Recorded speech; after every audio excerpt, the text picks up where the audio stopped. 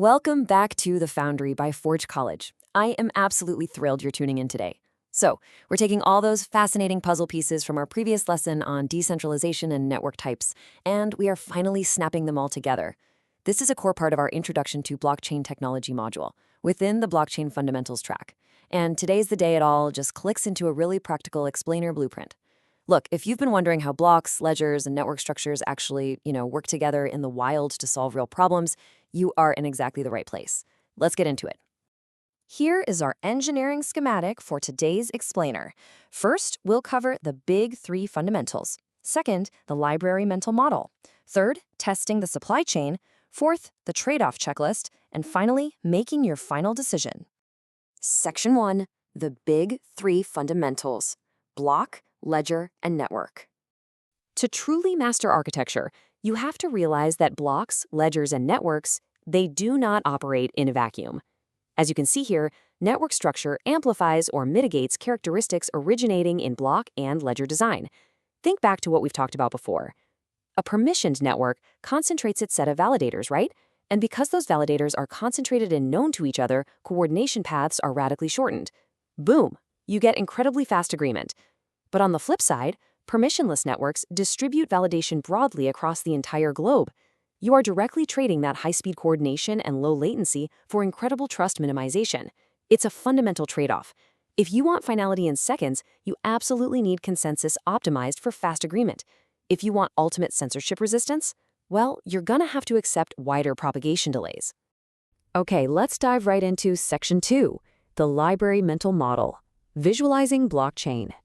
To make these abstract, kind of heavy technical properties way easier to visualize, we're going to build a concrete metaphorical blueprint. We're building a library. In this mental model, the ledger is the library itself. The blocks, those are the shelves, and the transactions are the books placed on those shelves. Now, imagine exactly how those books arrive. A fast, highly centralized librarian who instantly shelves a newly arrived book is essentially your permissioned, leader-based consensus. Low latency, totally predictable, nice and quiet.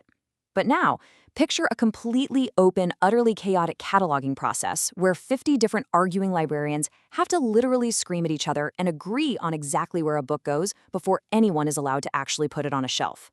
It's loud, it's messy, but man, it reflects a permissionless consensus perfectly. It takes way longer, sure, but no single rogue librarian can ever dictate the rules.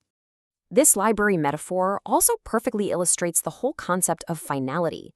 Think about probabilistic finality for a second. Imagine exactly how hard it would be to unshelve a specific book once hundreds of other books and heavy oak shelves have been stacked all around it and on top of it. The deeper it is, the more secure it is. It's basically trapped there. That's probabilistic. Deterministic finality, on the other hand, is like the head librarian stamping a book with a permanent, irrevocable wax seal the exact millisecond it hits the shelf. It's immediate, and it is final right after that voting step. No going back. And this brilliantly shows how your entire threat model completely shifts depending on your library's rules. I mean, if you have an open library where literally anyone can walk in off the street and start cataloging books, your whole system design absolutely must emphasize Byzantine resistance, protecting the system from malicious actors. But if you have an administered library with strict bureaucratic approvals required just to edit a shelf, your design focus shifts entirely to governance controls and auditability. The architecture just has to match the threat. Section 3, testing the supply chain, a real-world stress test. Let's move from theory to a real-world stress test. Imagine we are tasked with tracking massive batches of highly perishable goods, say incredibly temperature-sensitive medicine, moving across this huge global web of manufacturers, shippers, and retail pharmacies. To pull this off, we have 4 core requirements. Step 1, tamper-evident provenance. We absolutely need an unforgeable audit trail, which means strong append-only guarantees. Step 2, multi-party write access. Since different shippers and receivers need to log data, that immediately points us toward a distributed network rather than just one single company's private server. Step 3 is auditability for regulators to determine who gets to read what. And Step 4, predictable throughput. We literally cannot afford to have the network freeze up during peak holiday shipping seasons, right? Every single one of these steps forcibly dictates specific choices for our blocks, our ledgers, and our network type. Now, here's a critical insight for Step 3, auditability and privacy. If these supply chain partners actually value their commercial privacy, and trust me, they absolutely do, storing their raw shipping data directly on a public blockchain is a uniquely terrible idea. It's a total non-starter. Instead, they should be using encrypted off-chain documents, while only recording the cryptographic state roots, or hash references, on-chain. Doing it this way keeps the blockchain super lightweight, fiercely protects corporate secrets, but still mathematically guarantees that the data hasn't been tampered with. It's the best of both worlds. Section 4, the trade-off checklist, your evaluation framework. Now, what's really interesting about this slide is that this is the ultimate performance versus decentralization trade-off. You're going to have to document this for literally any project you build. Permissionless networks, they give you that amazing broad validation and deep trust minimization, but it comes at the cost of high latency. Permission networks give you those rock-solid, strong latency guarantees, but they shrink your trust boundary right down. Internalizing this specific trade-off is absolutely fundamental to becoming a high-level systems architect. So we're going to distill all this complexity into a practical, completely reusable engineer's checklist. Whenever you evaluate a project, you've got to ask these questions. First, what is the required time to finality? Next, do we actually need multi-party write access? Is public verifiability required, or is private sufficient? What are the strict privacy needs? What are the exact throughput requirements?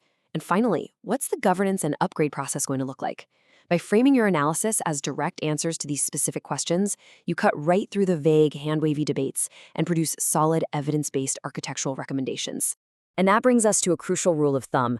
Actually, you must always translate vague ideas into hard, measurable system constraints. If someone in a meeting says, "Hey, we need it to be fast," that's not engineering.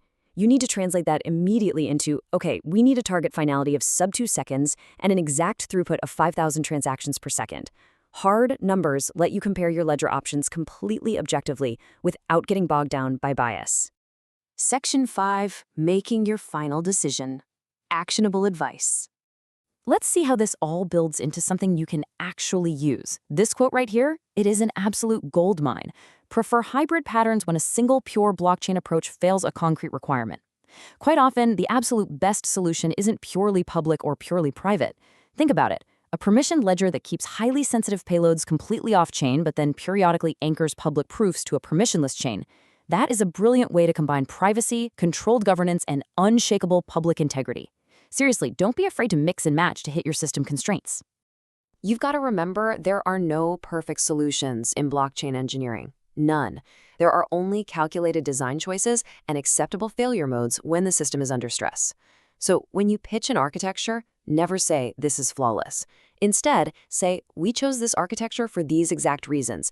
Here is exactly how it's going to fail if the network gets wildly congested, and here is exactly why we find that failure mode acceptable." That, my friends, is how real engineers operate.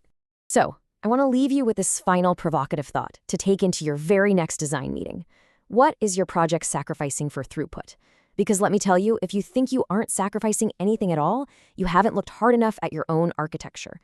Thank you so much for hanging out with me for this explainer. To dive even deeper into blockchain fundamentals, explore some killer case studies, and discover other phenomenal Web3 topics, make sure you go visit forge.college. Keep questioning, keep building, and I will see you in the next one.